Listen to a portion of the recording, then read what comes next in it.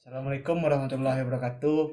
Perkenalkan, nama saya Rehan Novalatala, NIM 190606121, jurusan Ilmu Ekonomi.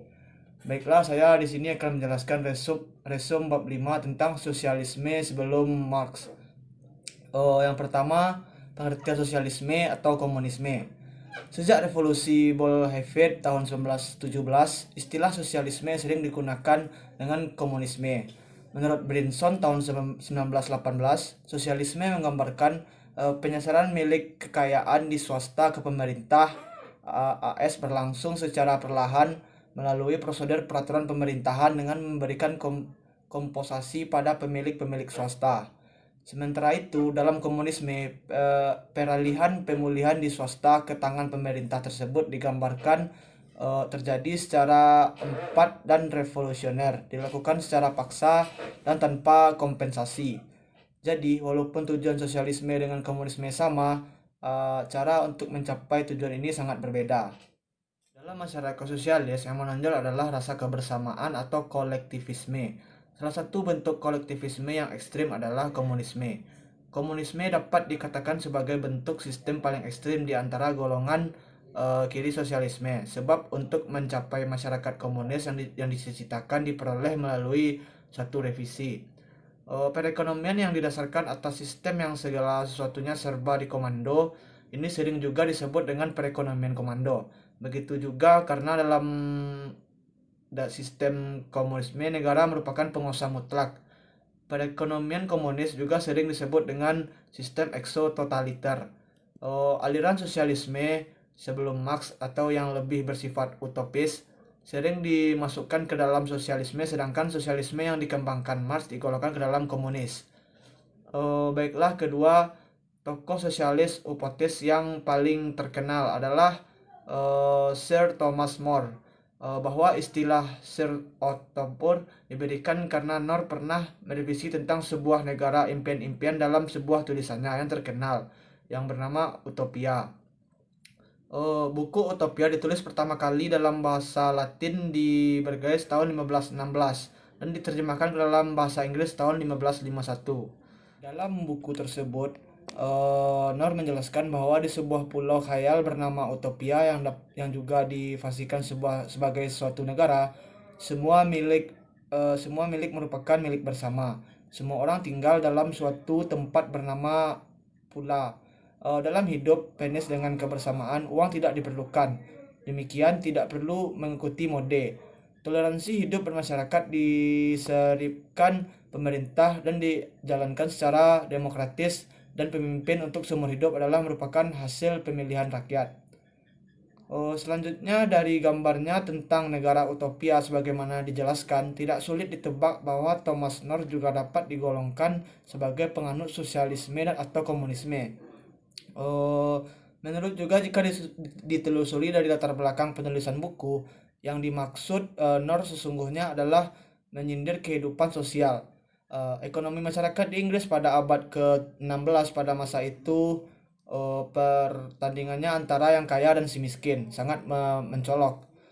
Kaum buruh pekerja sangat keras dalam waktu terlalu lama sehingga tidak ada kemiskinan atau kesempatan bagi mereka untuk meningkatkan pendidikan dan melakukan kegiatan-kegiatan sosial lainnya.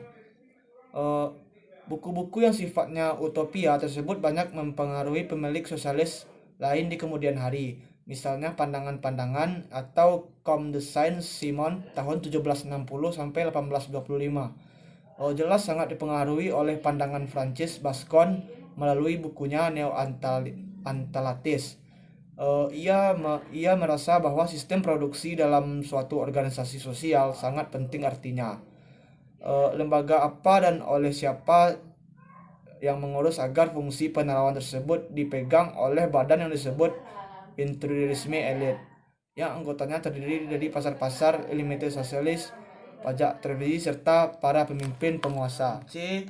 Sosialisme komunitas bersama.